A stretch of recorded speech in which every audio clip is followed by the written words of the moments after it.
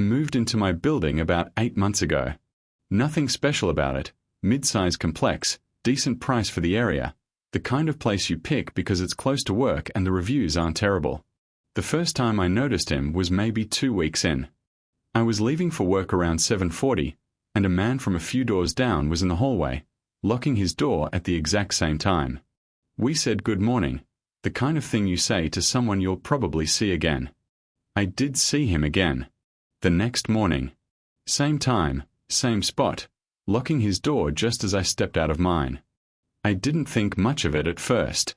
People have routines. If he leaves for work around the same time I do, it makes sense we'd cross paths.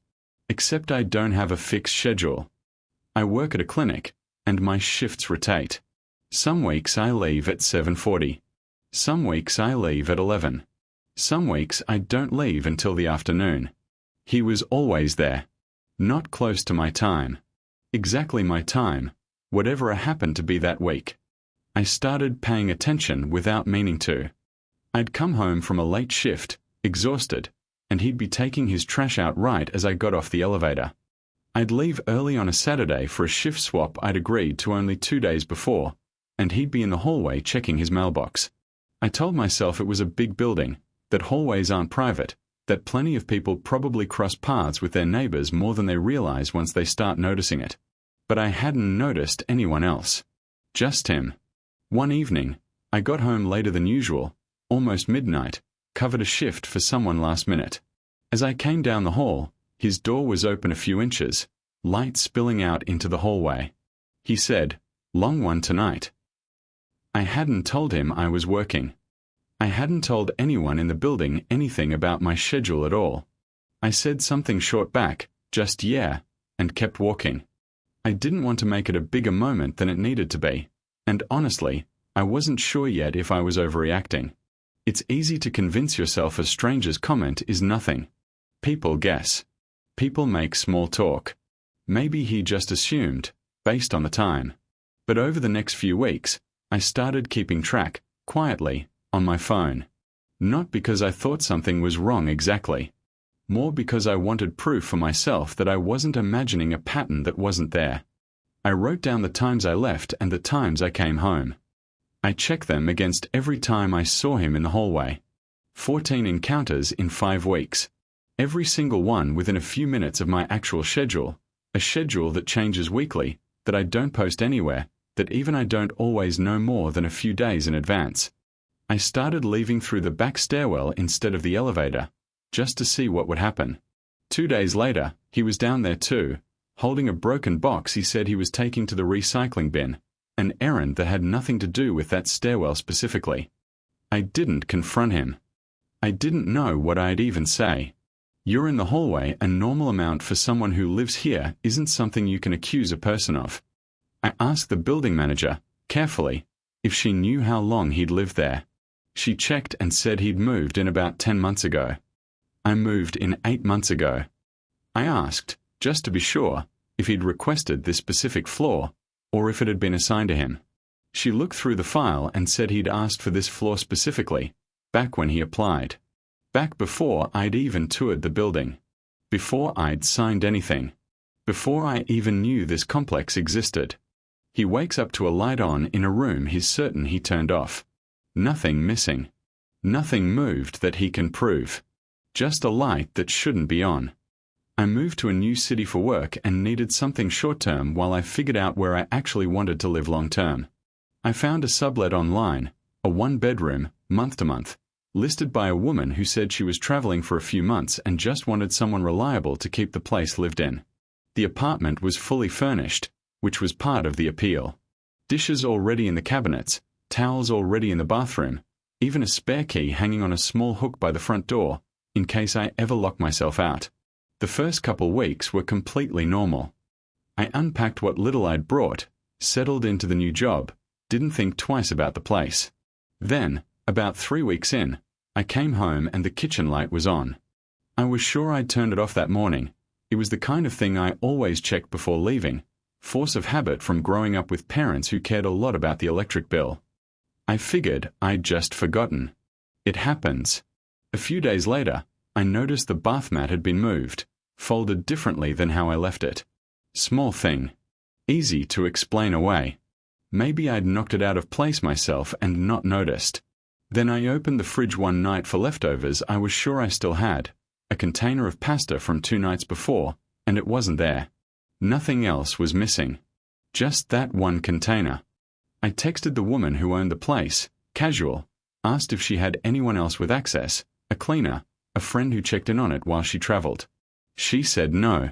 Just her. She said she'd let me know if that ever changed. I checked the spare key hook by the door that night, mostly just to look at it, to make sure it was still there, still exactly where it had been since I moved in. It wasn't. I stood there for a while just looking at the empty hook, trying to think of a reasonable explanation. Maybe I'd moved it myself and forgotten, tossed it in a drawer during one of my half-asleep mornings before work. I checked the drawers near the door. Nothing. I didn't want to seem paranoid, especially over something as small as a missing key that could have just been misplaced, so I didn't message the owner again that night. I told myself I'd bring it up if anything else happened. Something else happened 2 nights later. I got home a little after 10 and the apartment smelled like someone had been cooking, a specific smell, garlic, and something sweet, nothing like what I'd made that week. The stove was cool, no dishes out, nothing visibly used. Just the smell, sitting in the air like it hadn't fully cleared yet. That's when I finally messaged the owner again, more direct this time. I told her about the light, the bath mat, the missing pasta, the key, and now the smell. I asked her straight out if someone else had a key to this apartment. It took her almost a full day to respond. When she did, she said she was sorry, that she should have mentioned it before I moved in.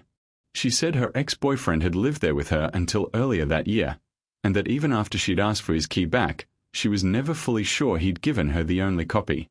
She said she'd changed the locks once already, a few months before listing the place, after a similar situation with a previous tenant. I asked what had happened with that tenant. She didn't answer that part. I moved out 2 days later, before my month was even up. I never got my deposit back for breaking the sublet early, and I never asked for it. I didn't want to have that conversation again, and I didn't want to know what a similar situation had actually meant for the person who lived there before me. A woman starts hearing something through her wall. Not violence. Something rhythmic. Something deliberate. She still doesn't know what it was. I've lived in my apartment for almost 6 years now. Same unit, same building, one of those older places with real plaster walls instead of the thin drywall you get in newer construction. It's usually quiet. That's part of why I stayed so long. About 4 months ago, a new tenant moved into the unit next to mine. I never really met him properly, just passed him in the hallway a couple times, exchanged the kind of nod you give someone you share a wall with but don't really know. The first few weeks were normal. Then I started hearing a sound almost every night, always around the same time, a little after midnight. It wasn't loud. It wasn't violent sounding, nothing that made me think someone was in danger. It was rhythmic. A kind of tapping, followed by a pause, followed by the same tapping again. Like someone testing something, over and over, checking for a result each time. I told myself it was probably nothing. Maybe he worked nights and this was just some part of a routine, assembling something, fixing something, some hobby that happened to make noise at an hour I noticed it. But it was so consistent. Same time, almost to the minute, every single night. Tap, pause, then nothing until the next night. I mentioned it to a friend, mostly just making conversation, and she asked if I'd knocked on his door to ask what it was. I said no. I told her it felt strange to knock on a near stranger's door over a sound that wasn't actually bothering me in any real way, wasn't affecting my sleep, wasn't loud enough to file a noise complaint over. I didn't have a real reason, just curiosity, and that didn't feel like enough to justify confronting him about it directly. So I just kept noticing it. Every night. Waiting for it, almost, once I knew roughly when it would start. Then one night, it didn't happen at the usual time. It started almost 2 hours later than normal, well past 2 in the morning. And it didn't stop after a few rounds like it always had before. It kept going, tap, pause, for almost 20 minutes straight. I lay there listening to it, trying to figure out if the change actually meant anything or if I was reading too much into a shift in someone else's schedule that had nothing to do with me. People stay up late sometimes. Routines change for reasons that have nothing to do with anything sinister. But 20 minutes was longer than it had ever gone. And it felt different somehow, not louder exactly, just more insistent, like whatever he was testing hadn't given him the result he wanted yet. I still didn't knock. I want to be honest about that. I thought about it. I got as far as standing near my own door for a minute, and then I didn't do it. I told myself it still wasn't my business, that I still didn't have anything concrete to point to, just a sound and a feeling.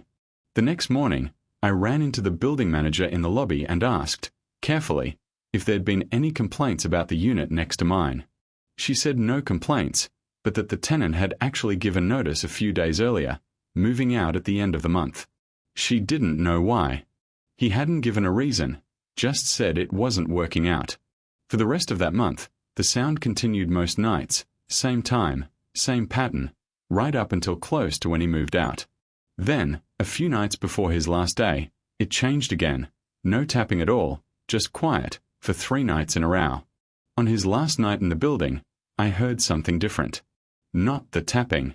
Just movement, boxes maybe, footsteps, the ordinary sounds of someone packing up and leaving. He moved out. A new tenant moved in about a month later, someone completely different, quiet in a normal way, no pattern to notice at all. I never found out what the tapping was. I never asked, and now there's no one left to ask.